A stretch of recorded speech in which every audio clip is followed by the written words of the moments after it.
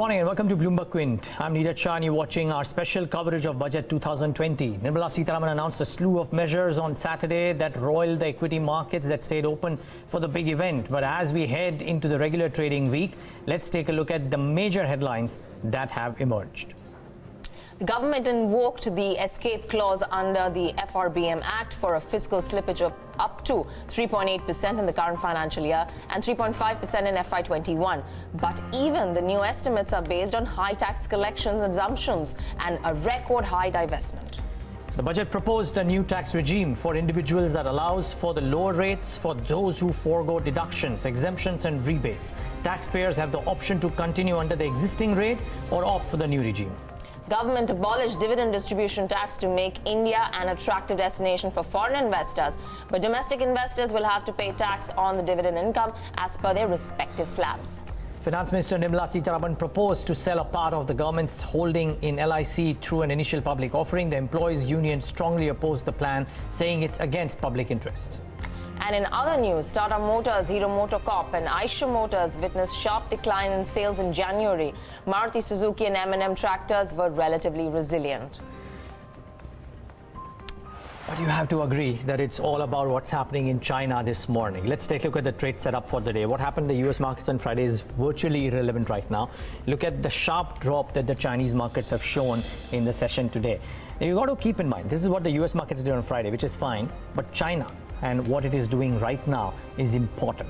You got to remember though that the Chinese markets are starting trading after nearly 6 or 7 or 8 trading sessions, whereas the rest of the world in that ensuing period anticipating this drop had already corrected. And similarly, so while this drop might be deceptive as it looks right now, the 7.5% anticipated, China has put in measures and we'll talk about that in a bit with Dorin Sanger as well. The key is that even for the SGX Nifty, which may be optically showing a downtick, if you just look at levels and adjust for what we did in Saturday's session, you are actually not all that worse off in the session today. So you got to keep that at the back of your mind, that don't look at these numbers optically. We will actually have a start which is very, very flat to marginally in the green as well. Having said that, yes, there were pressure points in Saturday, and I think the markets will take notice of that. Nifty and the Nifty Bank had the worst day since February 2016. That was the extent of the fall. All the stocks in Nifty Bank, Nifty Auto, Nifty Real Estate Index, all of them without exception were in the red. Nifty, the fact that it was such a brutal day is borne out by the fact that the only sectoral index which had some green to itself was Nifty IT, and that too courtesy TCS for specific reasons which we'll talk about. And 2 of the large 3 insurance stocks had their biggest fall since listing, and that tells you a thing or two about the kind of cuts that came in some of these as well. And FIs, after a fairly heavy cash market selling number in Friday's session, had another 1,200 crores worth of selling done in Saturday's session, and we thought that FIs would be absent that day. Now, it'll be interesting to see what happens in the session today, because frankly, China moves and what happens during the course of the day in China, because the talk has it, and we'll try and get some perspective here about how short selling, halal selling is banned in China, and all of that, what it does to the Chinese markets could well have a resultant impact on what the rest of the world markets do and what we do.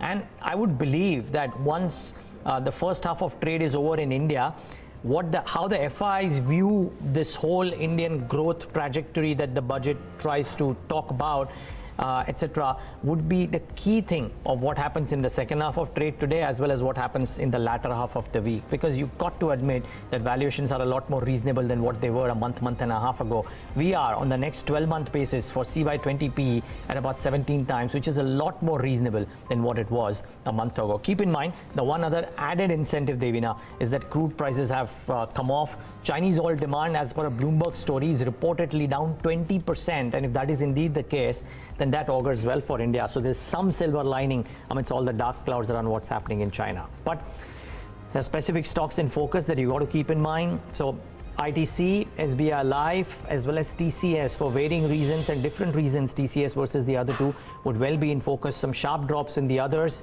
not so much in TCS, and it'll be interesting to see if these moves continue or no. I think Bharti and Vodafone Idea would be interesting ones today to my mind, because I was reading a couple of reports and I think the math says it as well, that the budget document math shows only AGR principal payment assumed by the government, not the others. Could be interesting for these stocks.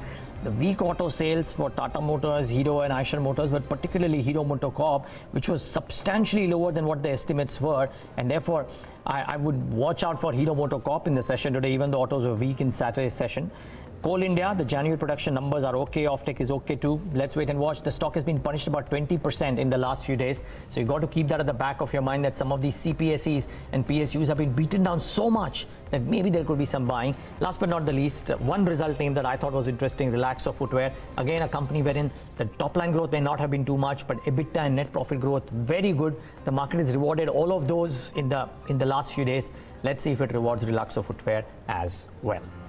Right, lots to watch out for as we step into trade this morning. But once again, a reminder to our viewers that today's fall in the SGX Nifty is not taking into consideration the trade that we had on Saturday's session. So even if you take a look at your Bloomberg terminals, it'll show you 31st of January and then straight today. SGX Nifty somewhat around Saturday's close itself. Arvind Sanger, managing partner at Geosphere Capital Management, is joining us right now with his perspective on Budget 2020 and what exactly is unraveling in China. Arvind, thanks very much for taking out the time. Let's get in your first take on what the sentiment around the budget looks like. I mean, the first reaction was a clear thumbs down, even from the FII community, though steps were proactive to make sure that foreign investors do come in. But your take? Well, I thought the budget was, reasonably ho-hum, which is it was neither particularly disappointing or particularly exciting. I think clearly the government has decided to continue to, let the fiscal deficit go. Even if you look at the FY21 projections, with 0.9% disinvestment, they're counting on a 3.5% deficit. So that means before any divestments, which, by the way, 0.9% is a pretty aggressive target, that's a 4.4%. So the way I look at it is that they are letting the fiscal slip. They are doing a few things to try to help that. But there was no big bang, any big, hope or expectation that would have followed through on helping NBFCs in a meaningful way, or helping the real estate in a meaningful way, or helping the auto sector, or some of the other sectors that some people were hoping for. I think expectations were maybe a little bit higher than they should have been, given the limited fiscal space that the government has. But I think I suspect the sell-off was as much about the weak close in the U.S. and other markets on Friday on coronavirus fears as it was about the budget. So we'll have to wait and see. My sense is the budget was, fairly unimpactful, either positively or negatively. The economy is on a gradual recovery, and the budget is not going to do anything to either significantly change the trajectory up or down, in our opinion. Yeah, that's interesting because unlike the last two budgets that we have been talking about, there was no surprise negative that came about that would warrant such a sell-off that happened in the last two budgets. But nonetheless, the focus on driving investments over consumption, do you think that was something that the street wasn't anticipating? They were anticipating maybe a shorter-term consumption boost. And obviously now that clearly lays the path out that it's not going to be a V-shaped recovery for growth. It's going to be more gradual. I think maybe there was hope for a more short-term boost to the economy, and maybe that was disappointing. And I think real estate and insurance sold off because there was a concern that some of those, tax benefits that come from that, if people go for taking the new lower tax slabs offered rather than using the deductions, that would hurt some of those sectors in terms of both real estate sales as well as in terms of some of the insurance products. I think that the reaction was maybe a little overdone in that respect, particularly in those sectors. I think that in terms of investment versus consumption, I'm much more of a fan of encouraging investment, because that improves the long-term structural productivity of the economy rather than short-term consumption boost. But I think there's a little bit of both. But I think as long as the government continues to invest in infrastructure and provide that as an underpinning, that will have medium and long-term benefits. And frankly, the first year after the election, and it's still the first year after the election, it is probably a good idea to be focusing on long-term, although the economy does need short-term help. Arvind, good evening to you. Neeraj here, also joining in. Just one question from my end. How does this whole China scenario now play out? They've taken some measures as well to soothe the frayed nerves, but the coronavirus impact is here and staying. Do you think the cloud stays, and therefore would the overhang on Asian equities or world equities at large continue? Well, I think it's very hard to declare victory. Clearly, the markets had a big sell-off Friday. China is open for the first time today. It's having, after being closed for the Chinese New Year Golden Week, and it's having a sell-off 7-8% right now. But I would say that as far as China is concerned and its effect on the global economy, it's clearly much larger than the 2003 SARS comparisons that people are making, because China is a bigger part of the global economy and more connected, and more Chinese tourists go around the world and make purchases elsewhere. So there is going to be an impact, but it's so hard to tell because these are so unpredictable. My sense is that the markets will realize sooner or later that this virus is not as fatal and as dangerous, even if it is more contagious, and therefore maybe the overall economic effect will be somewhat limited. And as winter rolls off and the flu season starts to abate, the impact of coronavirus will recede. Therefore, we might see the next month or two still continued effect, but beyond that, it is likely to be not as long-lasting a damage as would warrant stock selling off, because at the end of the day, stocks are discounting long-term earnings, not just one-quarter earnings. So, Arvind, that brings me to my last question, is whether or not these kind of dips, we've also corrected on the Indian equities quite a bit in the last 1 week. Is this an opportunity to start investing? Yes. I would say in a short answer, yes. I think one has to be careful about picking companies that might not, that might be immune to, and I think domestic demand is going to be beneficiary of, or is going to be somewhat helped by being not as exposed to global factors. India is a relatively more domestic consumption-driven economy, so therefore India does better. And I think these sell-offs, and especially the unnecessarily large sell-off in things like real estate, I think some of the domestic-facing sectors, I think, present good opportunities here. All right. Thanks a lot for that, Arvind. I appreciate you taking out the time this morning. So real estate is going to be in focus also because, it didn't really quite digest Soba's numbers that were in line with estimates. And then today you have Godrej Properties reporting numbers. So probably now the results will take focus as well.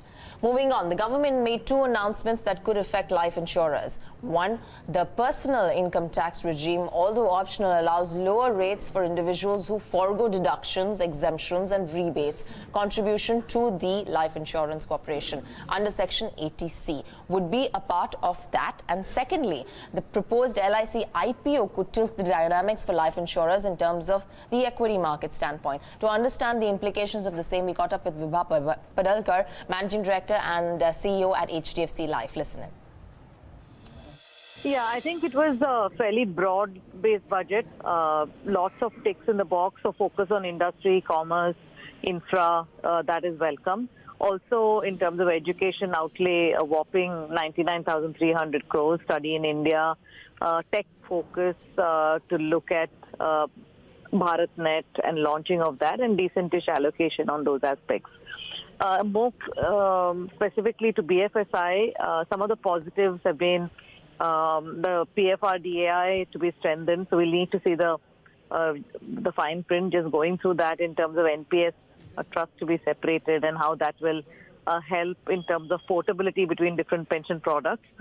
Also the FPI on corporate bonds, that increase from 10 to 15%, that is also good. Listing of LIC is also very welcome. Now, some of the nuances related to insurance are as follows. One is that while the change in slabs and relaxation of taxability is welcome in the hands of the average Indian. However, the question is that could this lead to lower mandatory savings that we were all used to under ATC. As a company at HDFC Life, our reliance on insurance as a tax saving product has steadily gone down over the years. And to give you a sense, Q4 used to be as high as contributing 46% to the total. That's gone down closer to 35%. So ATC has started getting so crowded that that dependence has gone down. Other aspect is that dividend distribution tax has an unintended, perhaps, consequence on overall corporate tax rate of the insurance company. That also has some impact. We're still working out on that. So these are really the big ticket takeaways in terms of how we see the budget. So, ma'am, while you said that obviously your dependence is not there too much in terms of ATC savings measures, but for the industry at large, do you feel this will have a bigger impact on the first timers, probably not the one that are already there and who have been paying premiums for years now, but the ones who are probably looking at this as a new avenue of tax saving? Yeah, I mean, they can still take advantage of ATC. It's just that then they don't become eligible for the lower tax rate. And it's really a choice that people make. And from what I understand, reading the fine print is that once you make a choice, you have to stick with that choice. So we'll have to see whether people really go for a simplified tax regime and also taking benefit of the lower tax rate, but with no exemption. So it's a trade-off, and people will have to weigh their own situation. Yes, there could be companies that are very savings focused and very tax drive focused. In those companies, it is possible that some negative impact could be seen. Ma'am, also with regards to the IPO of LIC and what it does to the industry dynamics then, if you have this new big behemoth coming into the marketplace. So the reason I said earlier that, I really welcome this is because broader, whether it's LIC or some of the other Navratnas, this is very much needed for the government to balance its budget and get into the fiscal discipline. Now, whether in this case LIC has been singled out, but there have been some other names like BPCL, which is yet to pan out. In the case of LIC, listing will bring about additional transparency, disclosures, and generally openness in terms of such a large financial institution. And that's why I welcome it. In terms of competition, because this is a question that has been asked, I think equity markets are deep enough, and also some of the initiatives that have been rolled out today by the FM mean that foreign pension funds could find India even more attractive, and money will flow if the underlying fundamentals of the entity are good. Okay, so you are not too perturbed with the excess competition that could come in? Not at all. I wholeheartedly welcome it. Okay, ma'am, anything else that you felt was a miss that the street or that every person was watching and waiting for in terms of spurring economic growth and also the backbone of the economy, which is the real estate segment? On the real estate, I think some further, not soft, but some more support could be given because it has been in a state wherein there's a lot of negative sentiment and has languished in terms of growth for some time. I think while there was a lot of focus on overall infrastructure, I think the real estate sector perhaps could have done with a little bit more. Okay, ma'am, just leave us with a final word on the basis of this budget and whatever has come about for the industry. Do you feel that growth rates could change substantially, or the growth track record that you've been maintaining from your various segments, including ATC, will continue to be the way it is? Yes, I think so, yeah. Okay, Vibha Padalkar not quite perturbed, but keep in mind, I think their share of the ULIP or unit-linked plans much lower than some of the others, which is why I think the fall as well that we had in HDFC Life slightly lower than the others. But let's wait and watch. I think the common consensus seems to be that while there might be a change in the long-term trajectory, the short-term may not, or short-term trajectory, the long-term will relatively immune to it. Immune, or even if there's a cloud, I think the insurance industry will figure out newer ways to try and cope up with this. So that's one thing on insurance. The other sector that gets affected by the budget is the electronic manufacturing industry. The government has proposed to increase import duty on a whole host of Chinese imports, a substantial chunk of which happen to be electronics. Now, there could be benefits, there could be some costs as well, because maybe some of the components were included in the manufacturing by the contract manufacturers. So instead of trying to second guess this, let's get in Saurabh Gupta. He's the Chief Financial Officer of Dixon Technologies. Joins us on the phone line to talk about his assessment of this. Saurabh, good having you. Thanks so much for joining in. Tell us, how does this impact a company like yours, for example? Is it a net neutral move, or is it positive, or is it negative? Yes, so what government is doing, they have a phased manufacturing program where basically the duties are being levied or increased on various components of mobile phone, and which is positive for the industry because that will increase the whole domestic value addition capacity in India. And it is also in line with the government's plan to create an entire ecosystem to incentivize the whole Make in India initiative. So they wanted to create an entire ecosystem what has been created in China over the years. So it is absolutely, I think so, it is positive for the industry. For us, I think so, our mobile phone business is on the prescriptive mode, where any increase in prices of components, whether on account of duties or otherwise, is passed on to the consumers. But the biggest positive for us is that we already have a facility for assembling PCBs of mobile phones, where the duty has been increased from 10 to 20%, and presently the capacity utilization is low. So we expect that with increase in duty, we expect some more customers there, and the capacity utilization in our case should improve, and which should result in increased profitability because the value addition will increase. So that would result in increased profitability. Okay, and I'll get to that, Saurabh, but just one follow-up. What percentage of your components right now, which you were importing, if at all, for your manufacturing, has seen an increase in duty? Is there a cost increase for you? So I think so they have on vibrated motors, ringers of mobile phones. Display is the big one because display is almost 20-30% of the mobile component, and PCB of mobile phone is almost 40%. So between both of them, I think so the duty has been increased here. But as I mentioned, we will pass on this. We work on a prescriptive mode, and we don't take any extra cost or hit on account of this. It is passed on to the principal customers. But overall, we have a facility of PCBA, so that should increase our capacity utilization to move up there. And how much would that move up by, your capacity utilization, since you've mentioned this twice already now? It's very difficult to put a number right now, but we hope because the capacity utilization was low right now. Now we see with the increase in duty, more and more companies would get the PCB assembled in India instead of importing it because the duty is straight away increased from 10 to 20%.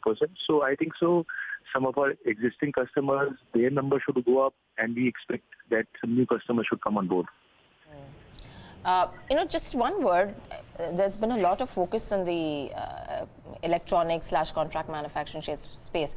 I believe about 6-7 months ago, the opening up of the space, there was foreign investment that was allowed as well. Are you happy about the steps that have been taken for the sector at large? Yeah, we are very happy. In fact, in the last 2 years, I think the government is really committed, and they have created a differential duty structure. The government policies have been favorable. And if you look at the FM speech, which was there on Saturday, they specifically acknowledged that electronic manufacturing industry is very competitive, and they've shown their cost advantages. And the potential of this industry in job creation is very immense. So they'll continue to come out with some policy on mobile manufacturing and electronic component. And we expect that policy to be rolled out very soon, which would encourage more investments in the sector. Already there are a lot of favorable policies, but we expect the government to bring out some more policies very soon. Saurabh, just wondering, you mentioned prescriptive, but just wondering, what's the quantum of price increase that you would have to pass on? Is there a rough back of the envelope calculation? To be absolutely honest, we have to do that calculation. But would it be upwards of 10% odd? Maybe I think so. Overall, a 10 to 15% kind of increase in cost would be there. Okay, and you have the agreements to pass on this entire cost with all of your customers. Prescriptive business we immediately pass it on. But which is your entire set of customers, or is it a specific subset of your customers? The prescription. No, so mobile business, the entire mobile business is on prescriptive mode. Okay. And so that's an understanding that we have with the customers. And sort of one last question from mine. Any other product, non-mobiles, wherein there has been an increase which you might not be able to pass on, or maybe will have to negotiate with your customers? Yeah, so there is a small increase in the motors of washing machines. Very marginal increase, I think. So the duty has been increased by 2.5%. So there we may look at, so that's on an ODM basis, that's on our own design basis. So there we are evaluating. Nothing on televisions. Nothing on television. Televisions, I think so. They've even clarified that the biggest component will now be on 0% duty. Though they had brought a circular, but they have brought it very specific in this whole budget announcement, and which is very good for the industry. All right. So just so that we're a bit clear, the margin trajectory will not change. Keeping in mind all of these aspects, all of the pass-ons that you can make, or the pass-ons you cannot make, nothing. Your margin trajectory will stay 5% plus. Yes, so actually nothing will change. In fact, I said that the capacity utilization will improve, and which should help us improve our profitability. So overall, it's a very positive move for us. And at some point of time, though we have not really evaluated it, but if the entire component ecosystem is developed, you may in future participate in this component manufacturing as well, like the way we have done for PCB. Okay. Well, we wish you all the best for that, Saurabh. Keep up the good work. Thanks so much for joining us and giving us that perspective. Thank you very much. Well, Dixon Technologies, hoping that things won't, they will be able to maintain margins as well by increased capacity utilization levels. The mobile phone business doesn't get impacted because it's passed through. Some of the others like washing machines, there might be some negotiations that may have to do. But those are a couple of most impacted spaces in addition to real estate. What we'll do is try and assess the entire budget impact and all of the spaces that get impacted with a very special voice. Rhythm Desai of Morgan Stanley India would be joining us on his reading of Budget 2020 in just minutes from now. Stay tuned.